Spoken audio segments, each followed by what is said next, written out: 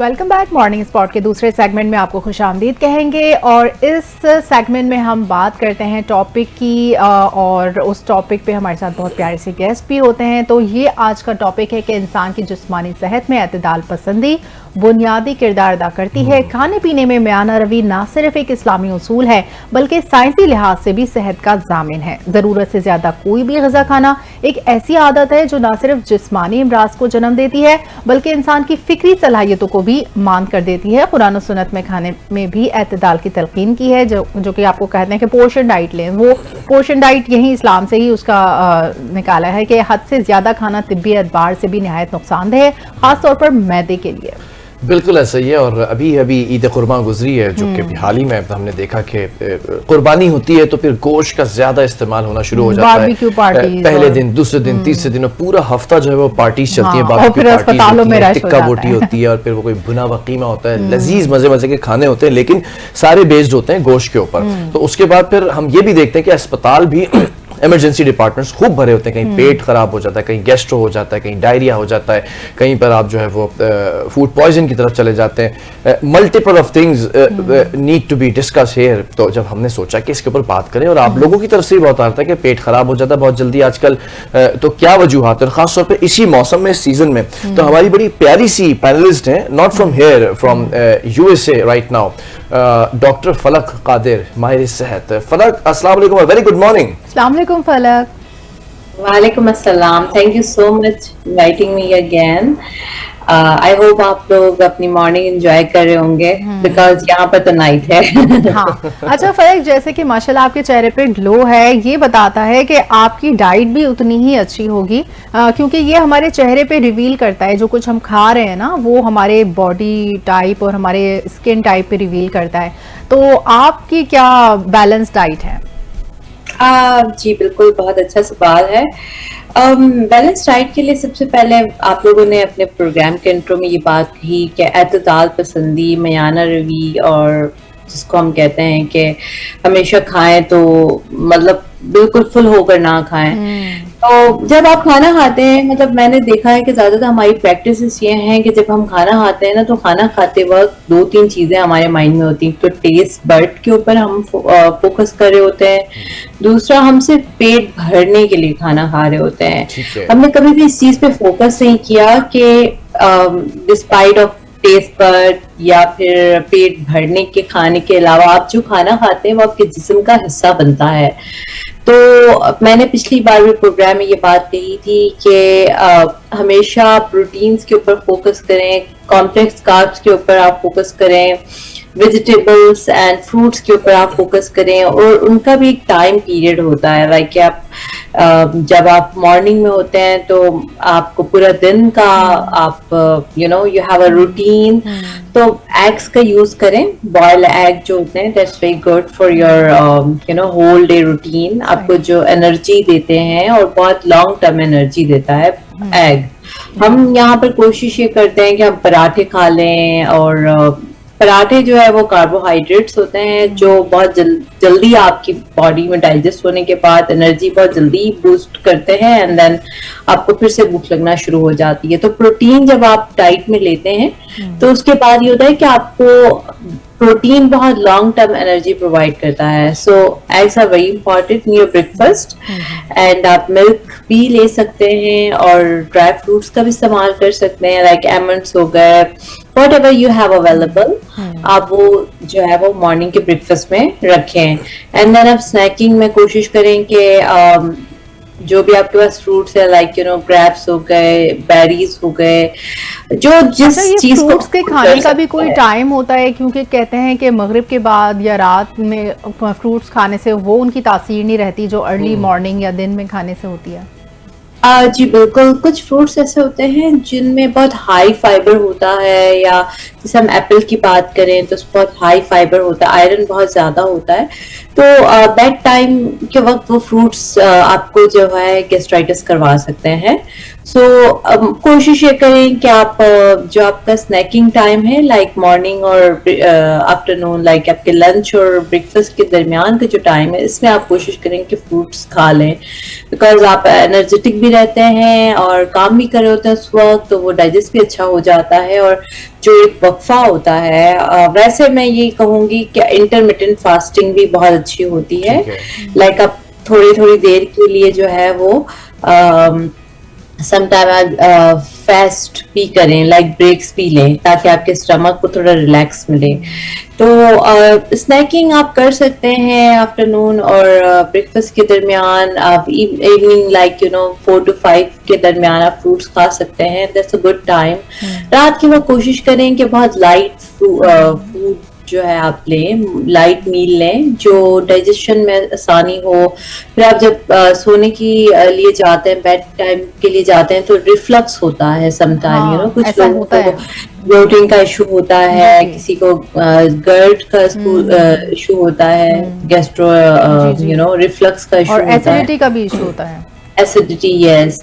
So this is the remedy कि आप अपने फूड को मयानावी के साथ और चाय के साथ जो है ना, कोशिश करें कि कोई भी मल्टी विटामिन ना लें, चाय के साथ कोई फ्रूट्स ना लें, क्योंकि चाय जो होता है, चाय के साथ जो है वो डाइजेशन जो है ना वो मल्टी विटामिन की रिड्यूस हो जाती है। ठीक है। अच्छा फलक, बहुत सारी चीज़ें हैं, बहुत सारे मामला हैं, क्योंकि अभी इस वक्त जैसे अफशीन ने कहा कहीं पर जो है वो एसिडिटी की प्रॉब्लम होती है। हम एक चीज़ बड़ा नोट कर रहे होते हैं, ख़ासतौर पे ये जो ओवर ईटर्स होते हैं, बेसार खुरी के जो आदी लोग होते हैं, इनको कुछ भी ये खाते हैं, सीने में फ़ौरन जलन होना शुरू हो जाती है। What was the reason? Actually देखिए, कुछ लोग जो होते हैं वो खाने के बाद फौरनी लेट जाते हैं, या फिर उनका डाइजेस्टिव सिस्टम ठीक नहीं होता। उनको जो है बैकग्राउंड पे चेक कराना चाहिए कि उनको क्या इश्यूज चल रहे हैं, उनकी बॉडी का पीएच समटाइम कुछ ऐसा फूड वो लोग ले रहे होते हैं मुसलसल, यानी चाय का बहुत ज्यादा इस्तेमाल, कॉफी का बहुत ज्यादा इस्तेमाल, या कोई ऐसी डाइट जो बहुत एसिडिक हो, उसकी वजह से उनको रिफ्लक्स होता है, जिसको हम एसिडिटी कहते हैं। तो ये चीजें जो है ना, आप फूड लें तो वो बैलेंस डाइट लेनी, बैलेंस पीएच को जो बॉडी के अंदर बैलेंस करे। अब जब बॉडी का पीएच लेवल हाई हो जाएगा तो लो हो जाएगा, तो एसिडिक ही जाएगा, एंड देन यू फील। और खाली पेट जो है, हम समटाइम ये करते हैं, चाय पी लेते हैं, या बहुत ज्यादा खाली पेट रहने की वजह से भी एसिडिटी होती है, क्योंकि स्टमक के अंदर जो है वो एसिड है, हाइड्रोक्लोरिक एसिड। सो आप जब बहुत देर तक खाली पेट रहते हैं तो वो फिर आपको एसिडिटी की फीलिंग्स होती हैं। तो दैट्स व्हाई हम हमेशा यही रेकमेंड करते हैं कि खाली पेट ना रहें, कोई लाइट सा बहुत ज्यादा देर तक आप लाइट सी डाइट ले लें जो आपको फीलिंग वाली फीलिंग्स। अभी हम देखते हैं कि if you talk about dieting और जो क्रश डाइट है, सारी चीज़ें कीटो है, ये बहुत सारे एक टर्म्स हैं जिसको हम अगर एक्सप्लेन करें या आप एक्सप्लेन करने बैठे तो शायद टाइम निकल जाए। बट सिंपल सी टर्म है कैलोरीज। आजकल कैलोरीज का बड़ा चक्कर है कि इतनी कैलोरीज आपने इंटेक करनी है, इतनी आपने बर्न करनी है, फिर आपका उसके ऊपर ही पूरा बैलेंस, ये स्ट्रक्चर बनता है डाइट का। तो ज़रा कैलोरीज के हवाले से बताइएगा कि कैलोरीज हैं क्या, और ये कितनी इंटेक करनी चाहिए एक आम आदमी को दिन में, और कितनी बर्न हो जाए तो उसका जो एक बैलेंस है वो बरकरार रहेगा। जी बिल्कुल। देखें, एक्चुअली हमारे यहाँ पे ना लोग सोशल मीडिया देखकर हम कहते हैं नीम हकीम खतरा जान तो बहुत हाफ नॉलेज है लोगों के पास। सबसे पहले की मैं ये बात कहूंगी कि calories are energy, this are form of energy, और ये हमारी बॉडी में बीएमआई के अकॉर्डिंग कैलकुलेट होते हैं। किसी की हाइट ज्यादा है, किसी की कम है, किसी का वेट ज्यादा है, किसी का कम है, किसी की फिजिकल एक्टिविटी ज्यादा है, किसी की कम है। तो इस अकॉर्डिंग जो है वो कैलोरीज यूज होती हैं बॉडी में। तो कैलोरीज जो होती हैं किसी फूड के अंदर बहुत ज्यादा होती हैं। लाइक कोई अगर आप देखते हैं एप्पल की आप कैलोरीज देख लें, बनाना की देख लें, मैंगो की देख लें, फिर साइज के ऊपर भी डिपेंड करता है कि कितना साइज है फ्रूट का। या आप कार्ब्स के अंदर देखते हैं कैलोरीज। तो कैलोरीज जो है वो ये पूरा जो किसी सब्जेक्ट, उसके अंदर आप फूड के अकॉर्डिंग बात करें तो योगर्ट के अंदर अलग है, मिल्क के अंदर अलग है। तो it's all depend about your BMI, body mass index. Height and weight के हिसाब से आप कैलकुलेट करें कि आपका बीएमआई क्या है। अगर आप अंडर वेट हैं तो उसके बाद आपको कैलोरीज जो है वो कैलकुलेट करके लेनी होंगी। अगर आप ओवर वेट हैं तो उसके बाद आपको रिड्यूस वेट की तरफ अगर आप जा रहे हैं तो उस तरीके से कैलोरीज लेनी होंगी। तो कैलोरीज का सारा जो गेम है वो यही है कि आपकी एनर्जी कितनी आप यूज कर रहे हैं दिन में और कितना फूड खा रहे हैं, कौन सी आप हेल्दी कैलोरीज ले रहे हैं, कौन सी आप नॉन हेल्दी कैलोरीज ले रहे हैं। जैसे कि अगर हम किसी जंक फूड की बात करें तो उसमें एकदम से बहुत सारी कैलोरीज होती हैं, बट इट्स नॉट हेल्दी। तो कुछ फूड ऐसे हैं जिनकी कैलोरीज हेल्दी नहीं है।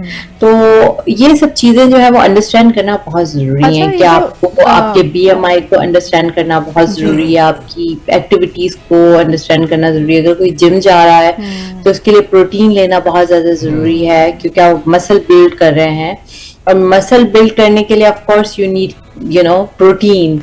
तो ये सब चीजें जो है वो आपको माइंड में रखते हुए ही अंडरस्टैंड करना चाहिए। अदरवाइज लोग ये करते हैं कि डाइटिंग शुरू कर दी तो खाना पीना छोड़ दिया, और अगर कर भी रहे डाइटिंग बिल्कुल छोड़ देते हैं, बिल्कुल लेथार्जिक ड्राउजीनेस हो रही होती है। अच्छा, ये जो कहा जाता है कि फ्रेंच फ्राइज जो है वो फैटनिंग होते हैं, इसमें कितनी हद तक सदाकत है? क्या वो कार्बोहाइड्रेट्स में ज्यादा होते हैं? किस वजह से वो फैटनिंग होते हैं? या that's a good question. Actually देखिए, जो फ्राइज हम पोटैटो की बात करें तो potato is very good food. Sometime तो लोग, मैंने कुछ रिसर्च इसमें ये भी देखा है कि पोटैटो खाने की वजह से आपको डिप्रेशन भी कम होता है, like, but it's mash potatoes not a fries. Fries are not good for health. जब आप उसको बहुत ज्यादा ऑयल में पका देते हैं तो उसकी जो सारी जो कैलोरीज होती हैं या जो उसका अच्छा गुड फूड है या कुछ आप कहें कॉम्प्लेक्स कार्ब है, वो एफिकेसी है, वो इतनी अच्छी नहीं रहती है। तो if you want to eat the potato, so eat in mash form, आप उसको बॉईल करके और लाइक थोड़ा बहुत नमक डाल के और लाइक व्हाटएवर आप लोग जिस तरह खाना चाहें। लेकिन फ्राइज आप कह रही हैं कि since no, it's not good for your health. French fries is not good for your health. It's not healthy. And it's also fattening. जी बिल्कुल, क्योंकि बहुत हाई कैलोरीज हो जाती हैं और हाई कैलोरीज के साथ साथ जो है वो उसमें कोई भी फूड न्यूट्रिएंट्स नहीं बचते हैं। बहुत अब जब पकाते हैं तो बहुत बर्न हो जाता है ऑयल के साथ पोटैटो, तो उसके साथ कोई उसके अंदर फूड न्यूट्रिएंट्स नहीं बचता। तो why you are giving the extra food to your body which is not giving anything to you. अच्छा, ये जो ओवर ईटिंग है, अगर हम वाकई कुछ ज़्यादा खाना खा लें तो it's the worst feeling I have ever experience, के वो जो ओवर ईटिंग से आपकी हेल्थ मतलब जो फीलिंग इतनी बुरी होती है, तो उसके बाद फिर आपके मैदे पे क्या इसके असरात मुरतब होते होंगे? तो आप बताएंगे कुछ इस बारे में? जी बिल्कुल, आप ओवर ईटिंग जब करते हैं, देखिए आपकी हर ऑर्गन की एक लिमिट होती है। एक आप जब ब्रेन को यूज करते हैं उसके बाद बहुत ज्यादा यूज करने के बाद आपको नींद आना शुरू हो जाती है, या आप बहुत वॉक कर लेते हैं तो उसके बाद थकावट हो जाती है, टांग में दर्द शुरू हो जाता है। इसी तरह stomach is also the part of our body.